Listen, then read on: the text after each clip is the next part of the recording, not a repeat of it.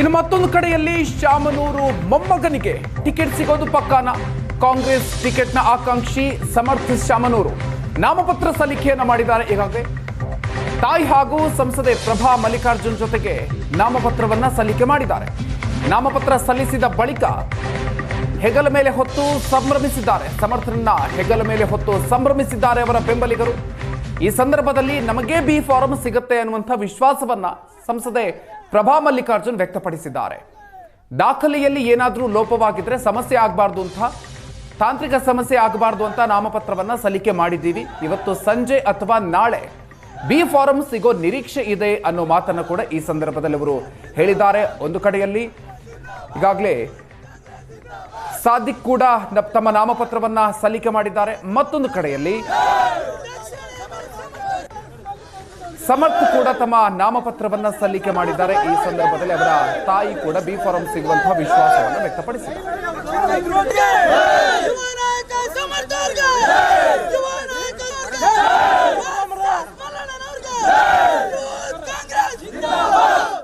ದಾವಣಗೆರೆ ದಕ್ಷಿಣ ಕ್ಷೇತ್ರದ ಚುನಾವಣಾ ಕಣ ರಂಗೇರಿದೆ. ದಾವಣಗೆರೆ ಕ್ಷೇತ್ರದ ಕಾಂಗ್ರೆಸ್ ಅಭ್ಯರ್ಥಿಯಾಗಿ ಸಮರ್ಥ ಶಾಮನೂರು ಅವರಿಂದು ನಾಮಪತ್ರವನ್ನು ಸಲ್ಲಿಕೆ ಮಾಡಿದ್ದಾರೆ. ತಾಯಿ ಪ್ರಭಾ ಮಲ್ಲಿಕಾರ್ಜುನ್ ಅವರ ಜೊತೆಗೂಡಿ ಒಂದು ನಾಮಪತ್ರವನ್ನು ಸಲ್ಲಿಕೆ ಮಾಡಿರುವಂಥದ್ದು. ಸದ್ಯ ಸಂಸದೆ ಪ್ರಭಾ ಮಲ್ಲಿಕಾರ್ಜುನ್ ಅವರು ನಮ್ಮ ಜೊತೆಗಿದ್ದಾರೆ. ಮೇಡಮ್, ಇವತ್ತು ಸಮರ್ಥ ಶಾಮನೂರು ಅವರು ನಾಮಪತ್ರವನ್ನು ಸಲ್ಲಿಸಿದ್ದಾರೆ, ಏನು ಹೇಳಕ್ ಬಯಸ್ತಾರೆ? ಅಲ್ಲ, ಒಬ್ಬ ಯುವ ರಾಜಕಾರಣಿ ಸಾಕಷ್ಟು ಉತ್ಸಾಹ ಇಟ್ಕೊಂಡು ಕ್ಷೇತ್ರದಲ್ಲಿ 2 ಅಸೆಂಬ್ಲಿ ಚುನಾವಣೆ, 1 ಪಾರ್ಲಿಮೆಂಟ್ರಿ ಚುನಾವಣೆಯಲ್ಲಿ ಓಡಾಡಿ, ಜೊತೆಗೆ ನನ್ನ ಜೊತೆಗೂ ಡೆಲ್ಲಿಗೆ ಬಂದಿದ್ದಾರೆ. ಯಾವ ರೀತಿ ಒಬ್ಬ ಪಾರ್ಲಿಮೆಂಟೇರಿಯನ್ ಕೆಲಸ ಮಾಡ್ತಾರೆ, ಅವರಿಗಿರುವಂತಹ ಹಕ್ಕುಗಳೇನಿದೆ ಒಂದು ಪಾರ್ಲಿಮೆಂಟೇರಿಯನ್ ಆಗಿ, ಅದೇ ರೀತಿ ಅಸೆಂಬ್ಲಿ ಚುನಾವಣೆ, ಅಸೆಂಬ್ಲಿನಲ್ಲಿ ನಡೀತಾ ಇರುವಂತಹ ಸೆಷನ್ಸ್ ಆಯಿತು, ಜೊತೆಗೆ ಜನಸಂಪರ್ಕ ಕಚೇರಿ ಮೂಲಕ ಮತ್ತು ಒಳ್ಳೆ ಗವರ್ನೆನ್ಸ್ ಮೂಲಕ ಒಳ್ಳೆ ಅಭಿವೃದ್ಧಿ ಕೆಲಸಗಳನ್ನು ಯಾವ ರೀತಿ ಮಾಡಬೇಕು ಅನ್ನೋ ಮಾಹಿತಿ ಸಮರ್ಥಿಗಿದೆ. ಈಗಾಗಲೇ 3 ಚುನಾವಣೆಗಳನ್ನು ಮಾಡಿ ಜೊತೆಗೆ ನೋಡ್ತಾ ಇದ್ದಾರೆ ಅಪ್ಪಾಜಿಯವರು ಯಾವ ರೀತಿ ಅಭಿವೃದ್ಧಿ ಕೆಲಸಗಳನ್ನು ಮಾಡ್ತಾ ಇದ್ದಾರೆ. ಇದರ ಜೊತೆಗೆ ನಮ್ಮ ಆಸ್ಪತ್ರೆಗಳು, ಸಂಸ್ಥೆಗಳಾಯಿತು, ಆಮೇಲೆ ಜನಕಲ್ಯಾಣ ಟ್ರಸ್ಟ್ ಆಯಿತು, SSK ಟ್ರಸ್ಟು, ಈ ಮೂಲಕ ಕೂಡ ನಾವು ಆರೋಗ್ಯ ಸೇವೆ, ಆಮೇಲೆ ಎಜುಕೇಷನ್ ಸೆಕ್ಟರಿಗೆ ಯಾವ ರೀತಿ ಯುವಕರಿಗೆ ಹೆಲ್ಪ್ ಮಾಡ್ತಾ ಇದ್ದೀವಿ, IAS ತರಬೇತಿ ಆಯಿತು.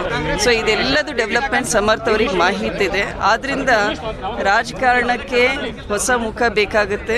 ಯುಗಾದಿ ಹಬ್ಬ ಹೊಸ ಚಿಗುರು ಅಂತ ಹೇಳ್ತೀವಿ. ಅದೇ ರೀತಿ ಒಳ್ಳೆಯ ಐಡಿಯಾಸ್ ಇಟ್ಕೊಂಡು ಒಳ್ಳೆಯ ಗವರ್ನೆನ್ಸ್, ಪೀಪಲ್ ಫ್ರೆಂಡ್ಲಿ ಗವರ್ನೆನ್ಸ್ ಕಡೆಗೆ ವರ್ಕ್ ಮಾಡ್ತಾರೆ ಅಂತ ನನ್ನ ಅನಿಸಿಕೆ. ಅಲ್ಪಸಂಖ್ಯಾತ ಸಮುದಾಯದವರು ಒಂದೆಡೆ ಒತ್ತಾಯ ಮಾಡ್ತಾ ಇದ್ದಾರೆ ಮೇಡಮ್, ಅವರ ಮನವೊಲಿಕೆ ಕಾರ್ಯ ಯಾವ ರೀತಿ ಆಗುತ್ತೆ?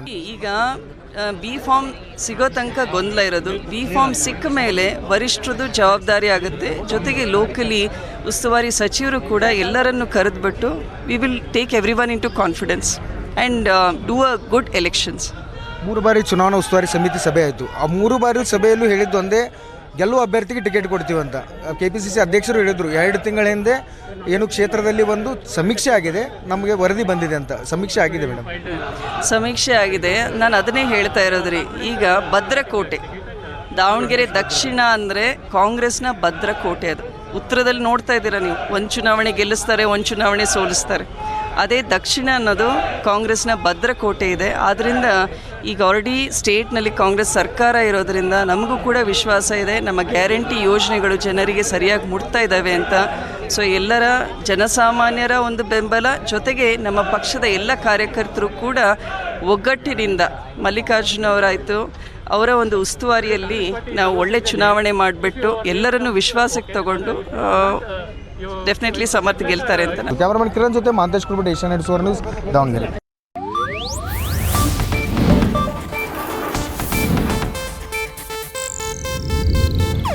ಇದು ಏಷ್ಯಾನೆಟ್ ನ್ಯೂಸ್ ನೆಟ್ವರ್ಕ್ ಪ್ರಸ್ತುತಿ.